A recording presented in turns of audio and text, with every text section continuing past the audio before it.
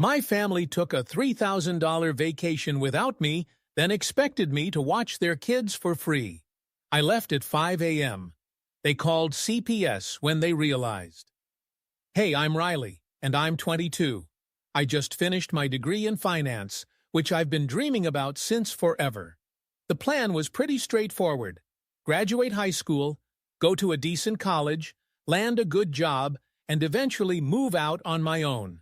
Sounds simple, right? Well, life had other plans for me. I graduated, got my degree, and then ended up back at my parents' place in our small Ohio town. Don't get me wrong, I love my folks, Denise and Russell. They're amazing people who've worked hard to provide a stable life for me and my sister Morgan. But moving back home? Definitely not what I'd envisioned after 4 years away at college. Originally, the idea was to crash with them for a few months while I job hunted and saved up enough cash to get my own place. It seemed pretty reasonable at the time. No rent, free food, and a chance to catch my breath while figuring out my next steps. I told myself it was smart, even if it did hurt my pride a bit. At first, things went smoothly. Within a week, I landed a gig as an analyst at Western Group, a medium-sized company focusing on financial planning for small businesses. The pay wasn't huge, but it was steady, and the benefits weren't bad. That night, I came home feeling like I'd taken my first real step towards independence. Mom was busy whipping up dinner in the kitchen, and Dad was chilling in the living room, glued to the TV. I grabbed a plate, sat at the table, and dropped the news. I got the job. I start on Monday. I thought they'd be jumping with joy, maybe even throw a "we're proud of you" my way. Instead, they exchanged that look parents get when something heavy's coming. Mom put down her fork with a tight smile and said, "That's great, Riley. We knew you'd find something quick." But then Dad spoke up. "There's something we need to talk about." My stomach sank. This wasn't going to be good. Mom sighed, folding her hands together. "With my arthritis acting up, I've cut back my hours at the library. And your dad's hours at the auto shop got slashed, with talk of more layoffs looming." I knew where this was headed. Mom continued, "We could really use some help with the bills, just until things stabilize. No rent, just utilities and groceries have been tough to cover." I stared at my plate, taking it all in. I had planned to chip in for some of my own expenses, but this was going beyond that. Even so, they're my parents, and they've always had my back. They weren't asking for the world. "Yeah, of course," I replied, trying to smile. "It's the least I can do." Looking back, I probably should have set some boundaries right then. But guilt can be powerful. The next 6 months settled into a routine. I'd get up, go to work, come home, and crash. Every month, I sent a big chunk of my paycheck to my parents for bills, groceries, and such. Plus, I helped out with little tasks they said they couldn't handle, like running errands for Mom when her arthritis got bad, or fixing Dad's Excel sheets because he wasn't tech-savvy. It wasn't just about money. Time, energy, and patience were part of the deal. In the beginning, I convinced myself these were just temporary gestures to the parents who'd always been there for me. But as time passed, I started noticing subtle comments. Anytime I mentioned wanting to save for my own place, Mom would sigh deeply and say, "Must be nice to think about moving out when the rest of us are struggling." And Dad wasn't much different, often shaking his head and muttering, "Some people just don't know how hard it is to make ends meet." Whenever I spent on myself, like buying new work clothes, it wasn't just a pang of guilt. It felt like my efforts went unnoticed. Friends stopped inviting me out because I couldn't afford to join. My dream of city living faded each month as my savings stayed stagnant. When I floated the idea of picking up a second job to save faster, Mom simply said, "Just make sure it doesn't interfere with what we need." That phrase hit hard. What we need. I was giving everything to keep things together, but it seemed like it was never enough. I didn't think they were doing it maliciously. They weren't mean or demanding, but the guilt trips were constant, like water dripping on a rock. Meanwhile, I felt increasingly stuck. I had intended to stay no longer than 6 months, max, but the more I helped, the more they depended on me. Bills kept rolling in, and I kept paying them, watching my independence slip further away. Still, I told myself it was temporary. I just needed a bit more in savings, and I'd be out. I even started checking out city apartments, imagining my own space. But just when I was ready to make my move, life threw another curveball. It was a chill Friday evening in late spring. I got home from work looking forward to a relaxed evening with Netflix and leftovers. Everything seemed normal until the doorbell rang. There stood my older sister, Morgan, looking stressed, with her husband Travis behind her holding bags. Her kids, Ava and Milo, were tearing around the yard like they'd had too much sugar. "Surprise," Morgan said with a big, obviously forced smile. I was caught off guard. Travis looked exhausted as he lugged suitcases and a duffel bag inside. "What's going on?" I asked, stepping aside as Morgan waltzed in like she lived there. "Shush." He dropped onto the couch with a heavy sigh. "We need a place to stay for a bit. Travis lost his consulting job, and my boutique sales have tanked, so it's been tough to keep up with rent." I didn't get it. How do you let things get so bad that you just show up unannounced, expecting to crash at someone else's place? Travis awkwardly shuffled in with their stuff, greeted me with a soft, "Hey Riley," barely meeting my eyes, and headed upstairs. I was still processing this when Mom appeared from the kitchen, drying her hands on her apron. "Oh, my babies are here," she said, pulling Morgan in for a hug. "You poor things. Don't worry. We'll handle everything." Dad walked in a minute later, carrying Milo like a football. "This one nearly gave me a heart attack," he laughed, before setting him down. Morgan chuckled, but didn't tell Milo to settle down. I just stood there, feeling like I was in a different universe, as my parents showered Morgan with praise. She was a real military hero because she pulled through a pretty big battle. Meanwhile, Mom was already diving into supper plans and figuring out where the kids' beds could fit, and Dad even offered to clear out his tools from the spare room to free up some space. As for me, I was just kind of invisible. That night, as I tried to concentrate on a work budget spreadsheet in my room, all I could hear was the chaos going on downstairs. Ava and Milo were racing up and down the hallway, yelling like there was no tomorrow, while Morgan's voice echoed throughout the living room as she chatted with Mom about some business hurdles she'd been facing. I took a deep breath and reminded myself it was only a few weeks, and I could handle that. The next morning, it was pretty obvious that Morgan and Travis weren't packing up and leaving anytime soon. They had already unloaded all their bags, stuffed the spare room closet, and even took over one of the cabinet shelves for the kids' snacks. Without much of a discussion, I somehow landed the role of babysitter. It started off small. Morgan would casually ask if I could keep an eye on Ava and Milo while she and Travis popped to the store.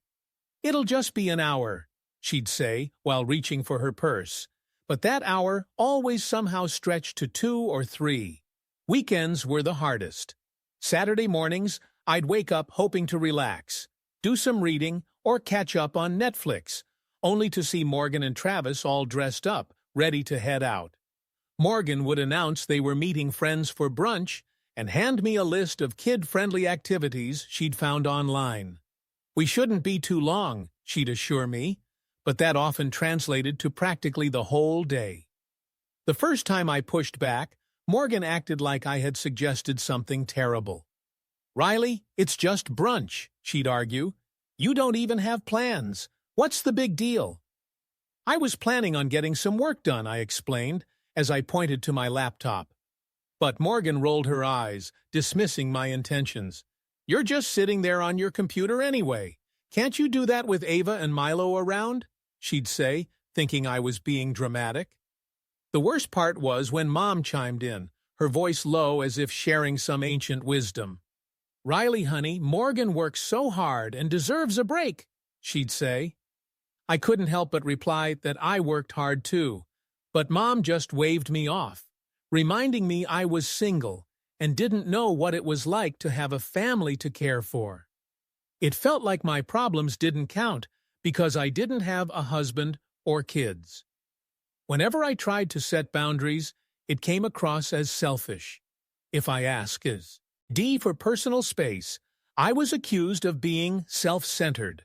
When Morgan and Travis got back from their seemingly endless brunches or errands, they acted as if they'd been on some grueling expedition. "You don't know what it's like out there," Travis once commented, collapsing onto the couch as if he'd been digging ditches instead of sipping mimosas. I wanted to shout that I absolutely did know, having just spent 6 hours keeping Milo from eating Play-Doh and dealing with Ava's constant snack requests.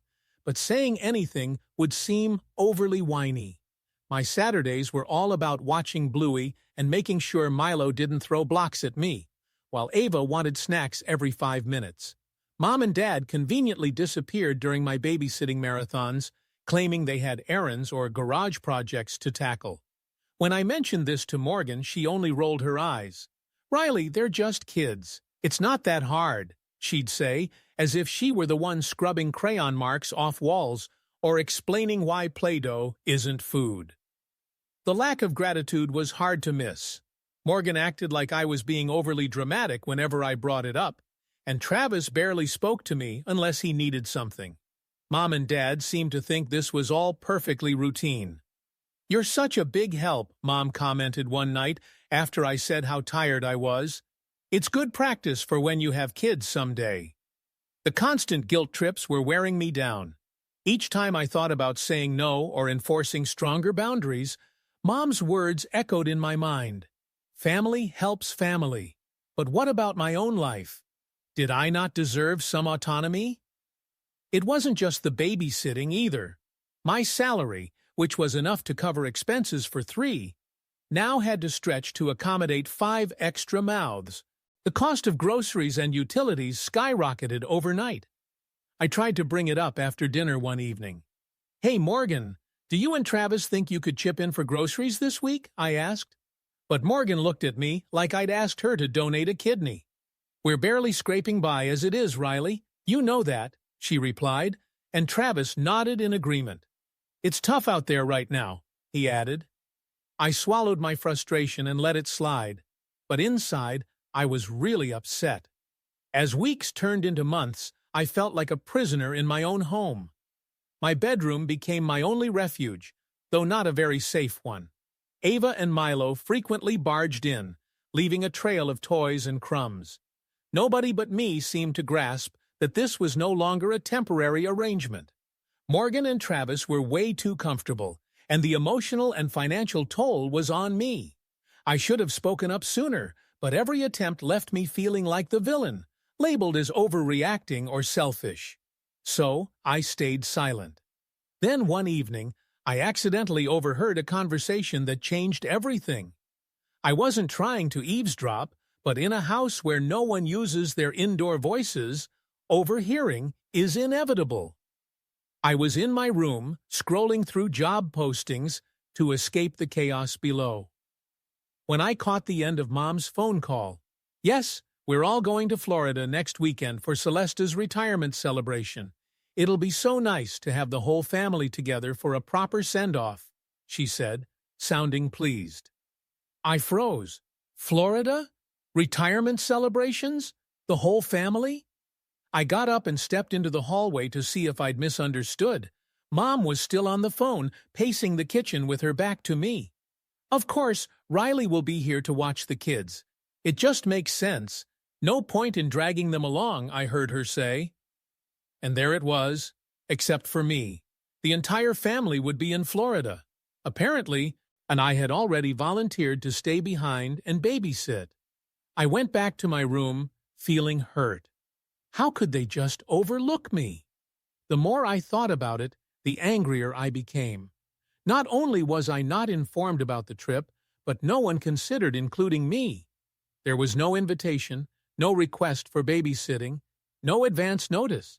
Just the assumption because that's how my family operated. The following days were filled with tension and awkward silence. Morgan was busy shopping for vacation clothes, parading her new swimsuit and flip-flops around the house while Ava and Milo created havoc in the living room. Travis endlessly talked about how eager he was to unwind on the beach, and Mom was in full vacation planning mode.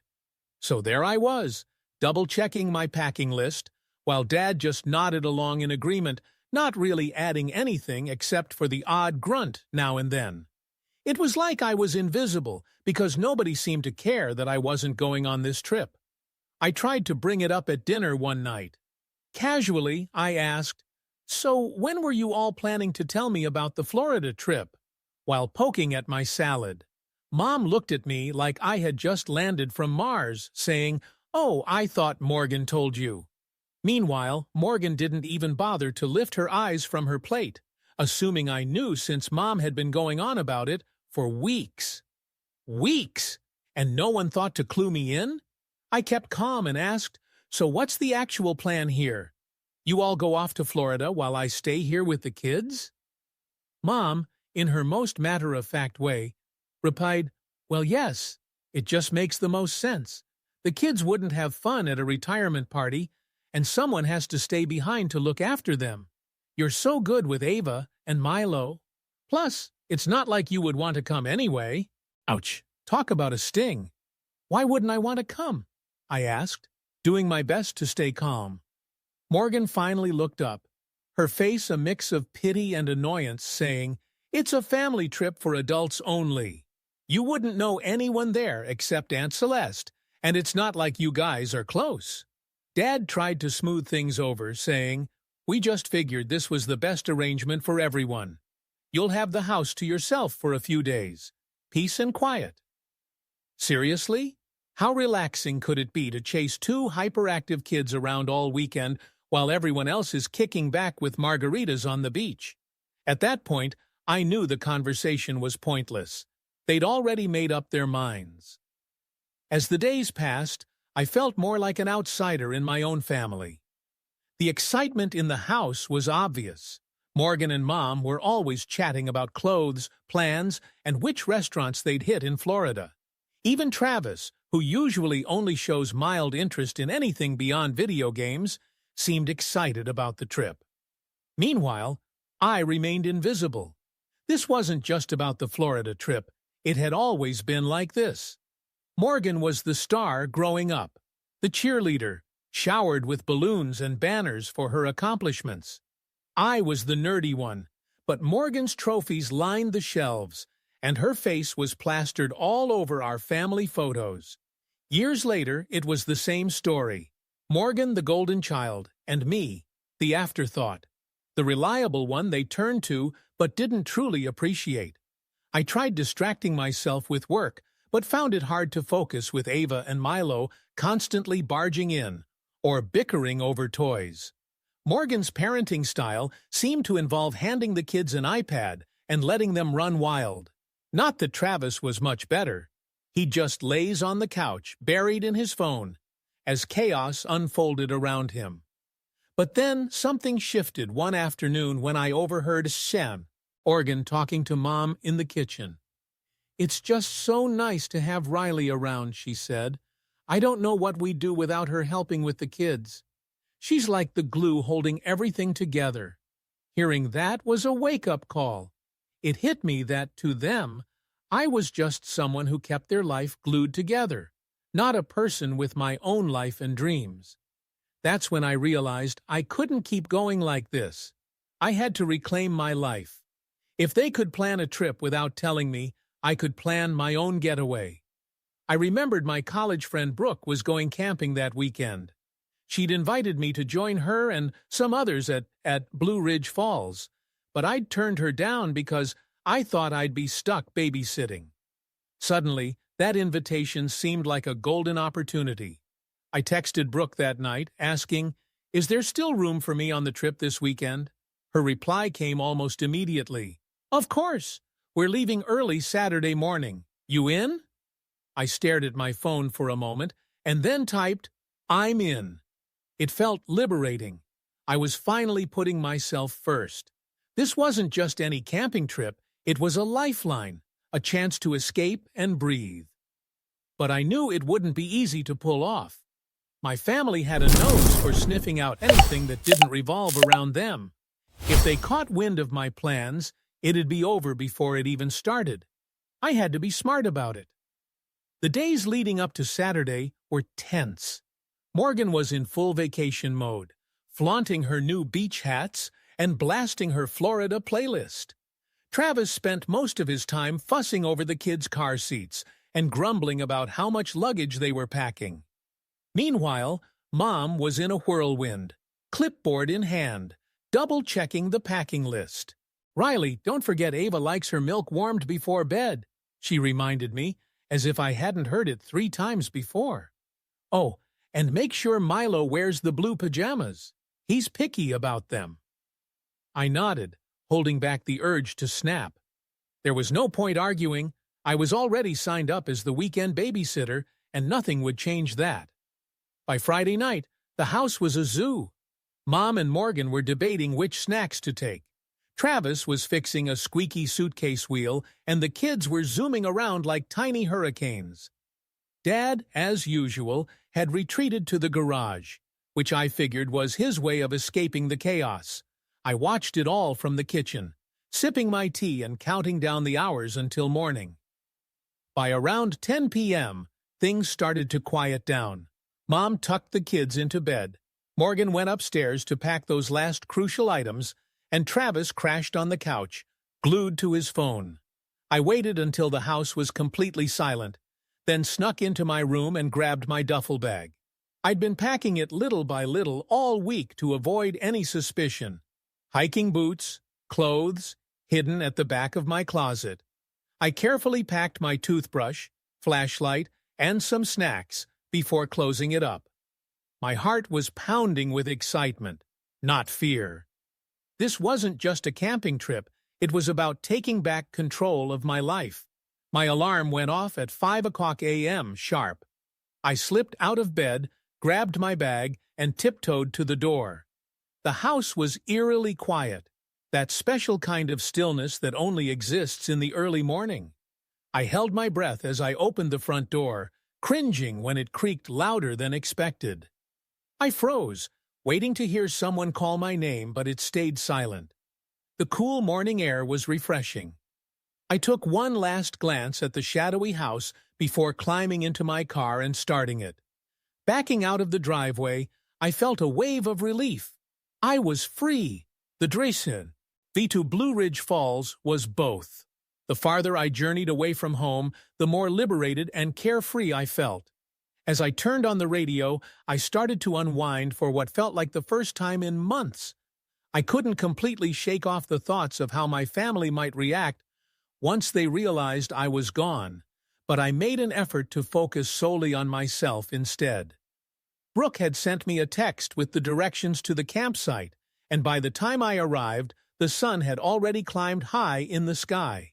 She was busy unpacking her car and setting up her tent when I pulled in beside her. "Hey, you made it!" she shouted with a wave and a smile as I got out of the car. "Of course," I replied, grinning back at her. I wouldn't miss this for the world. The campsite was that perfect mix of being secluded enough to feel like a genuine escape, yet not so remote that we couldn't come across a decent trail or two for hiking. Brooke introduced me to the rest of the crew, which mostly consisted of her college buddies and colleagues. Everyone there had an easygoing and friendly vibe, and nobody really pried into the details of my life. We spent the morning getting our tents up, collecting firewood, and figuring out which trails we'd hit. By the time the sun had climbed a bit higher, we found ourselves deep in the woods, surrounded by nothing but nature's beauty. It was a refreshing change from the usual chaos of noisy kids and constant demands. Brooke and I fell into a nice rhythm, chatting about work, life, and everything else that came to mind. Thankfully, she didn't ask about my family, and I didn't feel the need to bring them up. This trip wasn't about them. It was about finding myself again. That evening, we gathered around the campfire, roasting marshmallows and sharing stories. As I sank into my camp chair, warmed by the fire's glow, I realized just how much I needed this break. "This is exactly what I needed," I said aloud, feeling at peace. "Same here," Brooke agreed, tossing another log onto the fire. "We should do this more often. Just escape from everything for a while, you know?" I nodded, staring into the dancing flames. For the first time in what felt like ages, I felt completely serene. There was no one asking me for favors, no guilt trips, and no expectations to put others' needs before my own. As the night wore on, I found myself laughing harder than I had in a long time. It wasn't just the funny stories that had me in stitches. It was the liberating feeling of being surrounded by people who didn't want anything from me. I didn't even check my phone once. When we returned to the campsite that evening after our hike, I was deliciously tired. My legs were sore, my face had caught some sun, and my heart felt lighter than it had in months. I stopped worrying about what my family expected of me or demanded. Instead, my thoughts turned to what I wanted from life and where I planned to go from here. But those blissful thoughts didn't last long past my return home. The moment I opened my front door, I was hit with chaos. Toy dinosaurs, crayons, and what seemed to be an empty cereal box were strewn across the couch. A faint smell of something burning lingered in the air, and I could hear a commotion coming from the living room. "Riley's here," Mom called out, her voice not as warm as usual. It had this sharp edge, like she was ready to vent her frustration. I left my duffel bag by the door and walked into the living room to find Mom, Morgan, Travis, and Dad all sitting there, their faces flushed with a mix of anger and relief. Ava was yelling "Abba! Out something!" and Milo was curled up on the carpet, clutching a juice box. "What's going on?" I asked, trying to keep my voice calm despite the stormy vibes in the room. "What's going on?" Morgan echoed, standing up and pointing a finger at me. "You up and vanished without telling anyone. That's what's going on. I told you I wasn't babysitting this weekend." "I didn't tell anyone because I'm an adult and don't need to check in like a teenager," I retorted, crossing my arms over my chest. Mom's voice rose as she added, "You didn't tell us where you were or what you were doing." "When you didn't show up to watch the kids, we panicked," Travis explained. "Panic doesn't even begin to cover it. When we discovered your car was gone and your room was empty, we jumped to the worst possible conclusion." Mom's voice trembled as she said, "We thought something terrible happened to you. We even called CPS." The mention of CPS made me stop in my tracks. "Wait, you called CPS? For what reason?" Morgan seemed to think it was obvious. "For abandoning the kids," she said, her voice laden with accusation. I interrupted her, waving my hands in disbelief. "First of all, I never agreed to watch your kids this weekend. You all decided that without consulting me. And calling CPS? Are you serious? What did you even tell them? Hey, we wanted to leave our kids with someone who didn't agree to it, but now she's not here, so please arrest her? Did they laugh before or after they hung up on you?" Mom insisted it wasn't ridiculous. "It wasn't crazy when we had no idea where you were," she exclaimed. I couldn't handle their absurdity any longer. "So, what happened when CPS showed up?" I asked.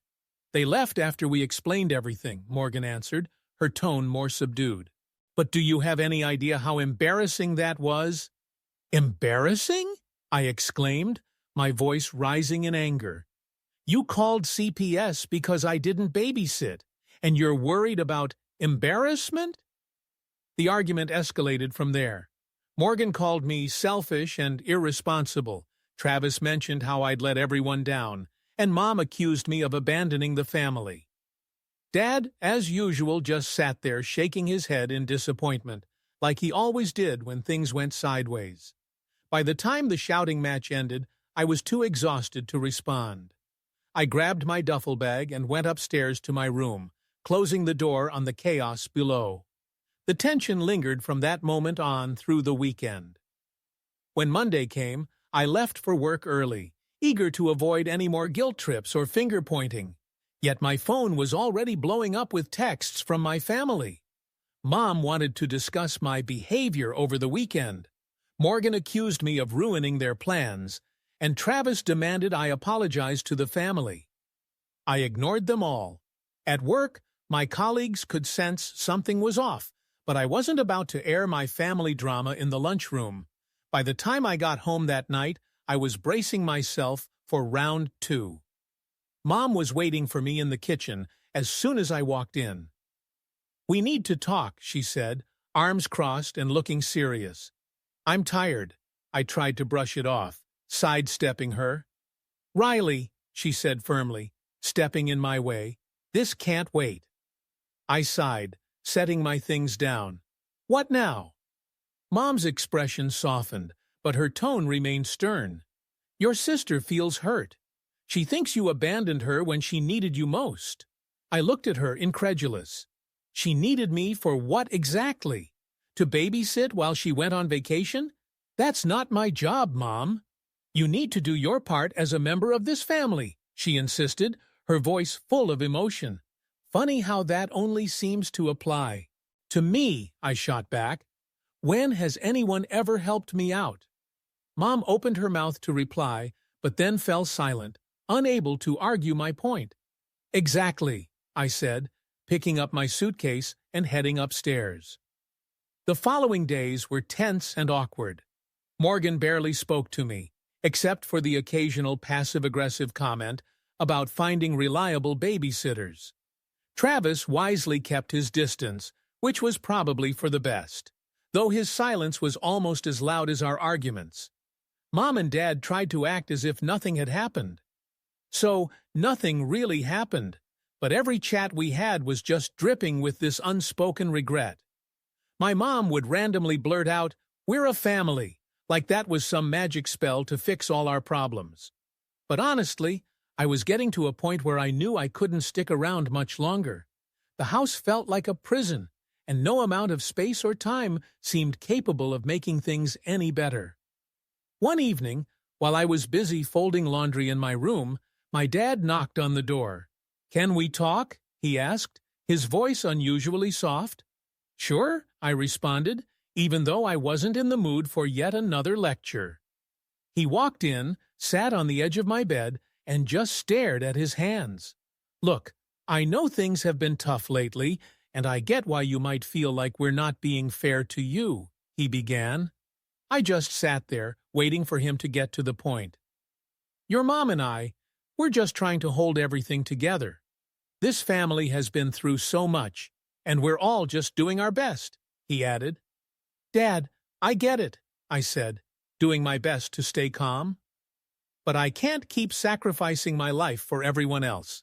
I'm 22, and I should be focusing on building my future, not cleaning up after Morgan and Travis." "Ikit." He nodded slowly, but I could see he didn't really get it. "We'll figure this out," he finally said after a long pause. "Just give it some time." I nodded, but I knew deep down that time wasn't going to change a thing. By the end of the week, I'd made up my mind. It was time to leave. The house had stopped feeling like home ages ago and felt more like a battleground. If I stayed any longer, I feared I'd lose whatever sanity I had left. I started hunting for apartments. After months of dealing with bills that weren't mine, my savings were pretty slim, but enough to get a fresh start. I found a few listings that looked decent.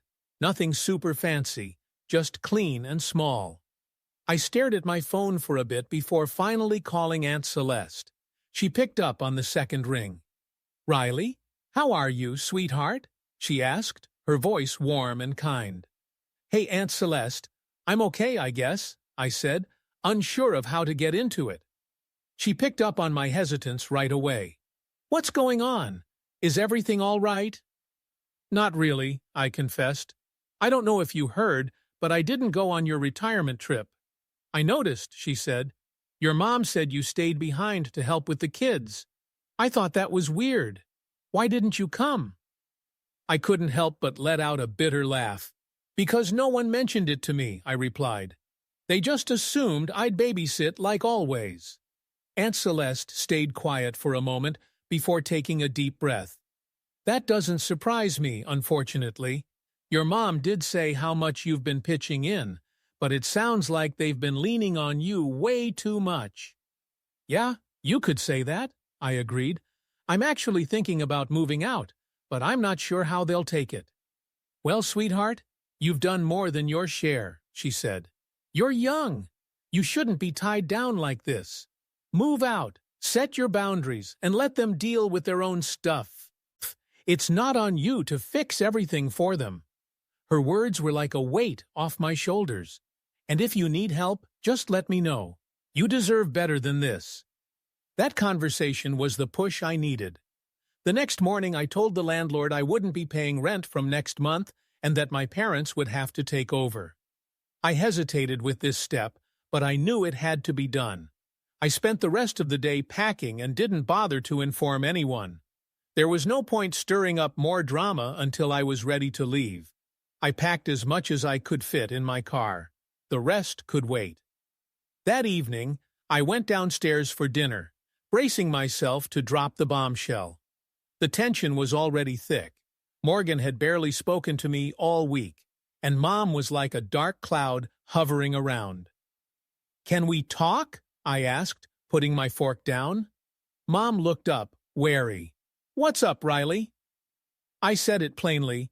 "I'm moving out." The silence was deafening. Morgan's fork clattered onto her plate, and Mom looked completely shocked. Even Dad seemed caught off guard, but he tried to mask it with his usual smile. "You're what?" Mom asked, her voice trembling. "I'm moving out," I repeated. "I've found a place and plan to leave by the weekend." "But you can't just leave," Mom cried, her voice rising. "We need you here. For the bills, the kids.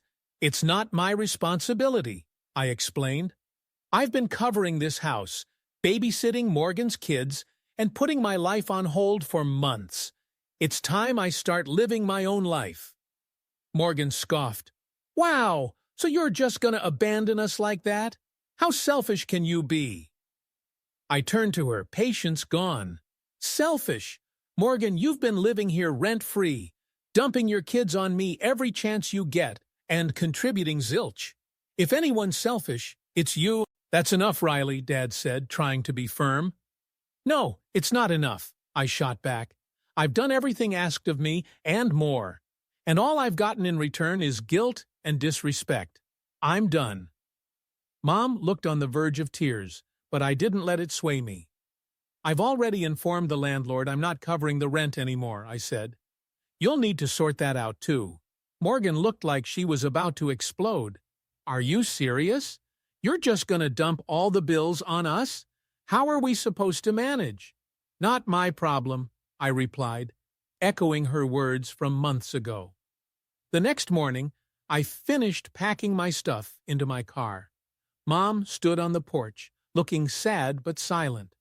Dad stayed inside, avoiding the whole scene, and Morgan didn't even come downstairs. As I pulled out of the driveway, I was a mix of emotions, but mainly I felt free. The first few days in my new apartment felt unreal. Mom called several times, but I wasn't ready to deal with her, so I didn't pick up. Morgan sent me a bunch of angry texts accusing me of bailing on the family, so I just blocked her number. Aunt Celeste called to check in, and she said, "I'm proud of you, sweetheart. It's not easy standing up for yourself, especially with family, but you did the right thing." "Thanks, Aunt Celeste," I said with a smile. "I think so too." It's been a few months now, and things are starting to feel normal. I've reconnected with old friends, picked up new hobbies, and am even saving up for a trip to Europe next year. I've kept my distance from my family. Mom still sends the occasional guilt trip text, but I've learned not to let it get to me. Morgan and I haven't talked since I left, and honestly, I'm fine with that. I know they need to change, but it's not up to me anymore, and I've spent plenty of time putting them first. Now it's time to prioritize me. And you know what? I don't regret it on a bit. Let me know your thoughts in the comments below. And if you enjoy hearing stories like mine, don't forget to subscribe. See you next time.